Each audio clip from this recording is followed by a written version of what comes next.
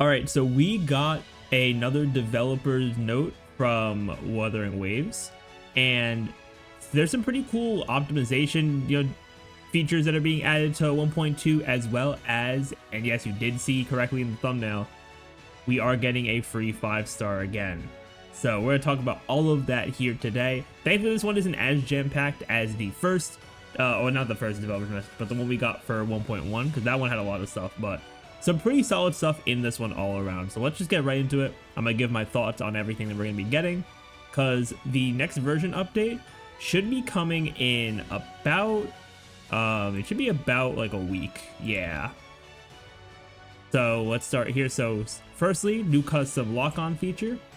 Basically, they're gonna give us different, different ways. Let me actually open up this image by itself as well. Okay, I guess it's just gonna make me download it. Sure. So they're giving us different options for the camera for fighting enemies, which is really nice, honestly, because sometimes the camera has been kind of wonky and not really that great in specific fights. So hopefully changing this up should help us with keeping things actually in the view of camera and being locked onto the enemies. So hopefully this works out. I'll probably have to test these in some of those fights, see how that's gonna go. But I think the biggest thing that this is gonna help people with is the Morning Ike's hologram, because sometimes that camera goes kind of crazy. So hopefully this is gonna be helpful for sure. Then next thing, they're adding a new utility. They're adding the hover droid shooter, and this is going to be helpful in any of those puzzles where you need to actually use a gun character or pistol character. So instead of having to like switch up your party if you're not running a pistol character, you'll be able to use this utility instead, which is really nice, honestly, because I don't use a pistol character too much because I'm still in the process of building my Mortefi. So I kind of have to just like switch out and then switch back to, between Mortefi and whatever character I swap out for him on the team, just for these like shooting puzzles. So having a utility for that is going to be really nice overall for people who don't run pistol characters. But if you do run a pistol character mainly, then it's not going to be too big of a deal for you. It's just a nice quality of life thing to have at the end of the day. Then next up, we have a pretty big one here, the excess wave plate system. They announced it, I believe, during 1.0, but we're finally getting it in 1.2, which wasn't too long of a wait, honestly, but I am glad that we are getting it. So yeah, once your wave plates cap, you'll receive wave plate crystals, and the crystals can be exchanged for wave plates of equivalent value. So it's going to work pretty much the same as the Honkai Star Rail system, where you build up the wave plate crystals and you can exchange them 1-to-1, but the rate and the maximum is a bit different from Star Rail. So you will get one wave plate crystal every 12 minutes, which I'm pretty sure is the amount of time it takes for 2 wave plates normally. And you can hold up to 480 wave plate crystals. So nowhere near Honkai Star Rail's insane like 2400 Trailblaze power that you can store, but I think that 480 is fine, honestly, because that you'll be able to, I think that'll be good for like a couple days or so. So if you're not able to log in, you'll still be able to get a solid amount of wave plate crystals. And yeah, once you hit the limit, you won't get any additional wave plate crystals. So yeah, any kind of system like this where you're able to stockpile your stamina or energy is really good, because sometimes we're just gonna have times where we can't log into the game and we don't want to overcap on our stamina for when we are able to play. So this is always a good thing. I'm glad that they did this pretty soon after release. Like, it didn't take, obviously it would have been nice if it was there from the start, but it didn't take too long for them to do it, so I can't be too mad at it at all.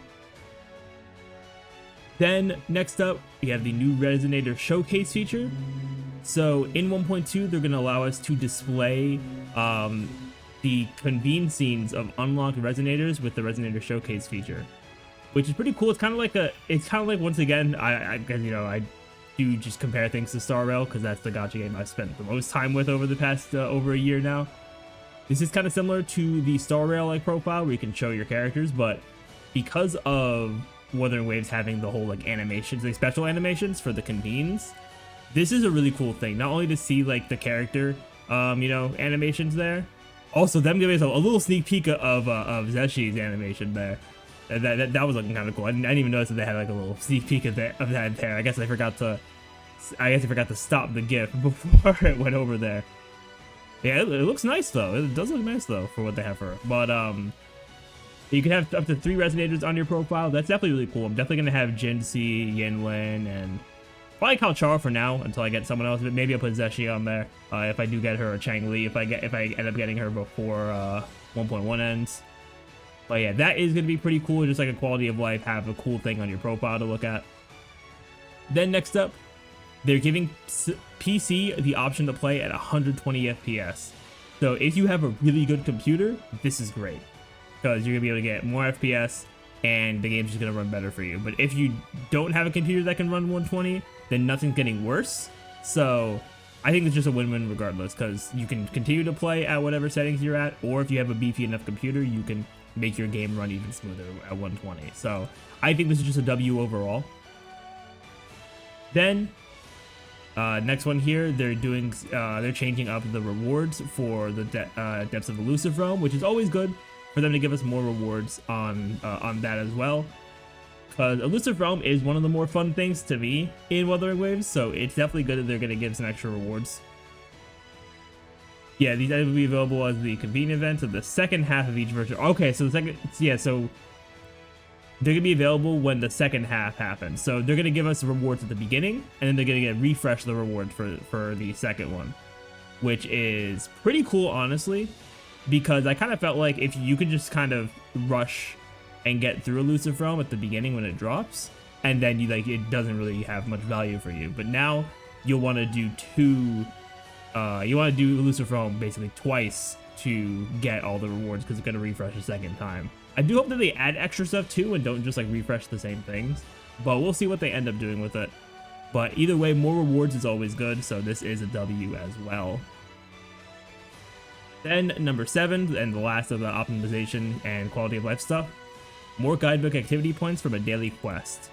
So they're going to be changing the spend 180 wave plates daily quest, because originally it gives 20 activity power, but they're going to boost it up to 60. And I think this is a massive W, because just by doing your daily quest and spending your 180 wave plates, that's going to be able to complete your dailies.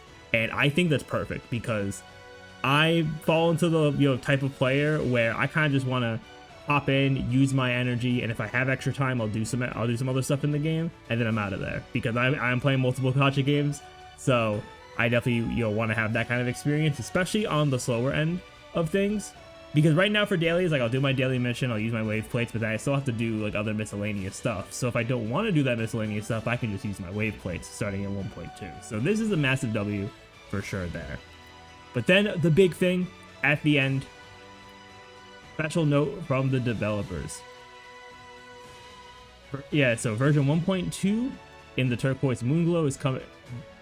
Coming soon is crazy. That's crazy. I didn't even realize that when I read this the first time. They really had that as a typo. That's crazy. In this update, we'll introduce the Moon Chasing Festival event and dedicate ourselves to address any issues that impact your experience so far.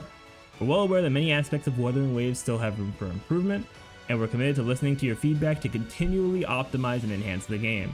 Together, we aim to create a better Solaris 3 and offer you more thrilling adventures.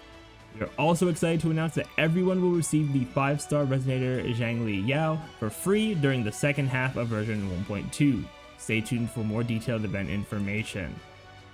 This is cool, and I think the only thing about this that I'm not a super big fan of, 'cause obviously I'm a big fan of free characters, and especially for free 5 stars, that's always great. But I feel like the reveal of this was kind of just out of nowhere. Sure. And I'll say it now because it's officially revealed. It was leaked weeks ago that this could be happening, which also does kind of put a damper on the announcement itself. But also, I think when comparing because I do compare the gacha games because they all are in a similar kind of space. I think that the way Honkai Star Rail handled the Dr. Ratio, free announcement was a lot better, because it did it in the live stream. It wasn't leaked in any kind of way, which obviously it's hard to, it's hard to deal with leaks. I get that for companies, but I mean, regardless, I don't want to put too much of a damper on it. This is a really good announcement, and especially considering that from when Xiangli Yao and Zexi were drip marketed, no, not many people were hyped about this character at all. So I think them giving him out for free is actually pretty smart.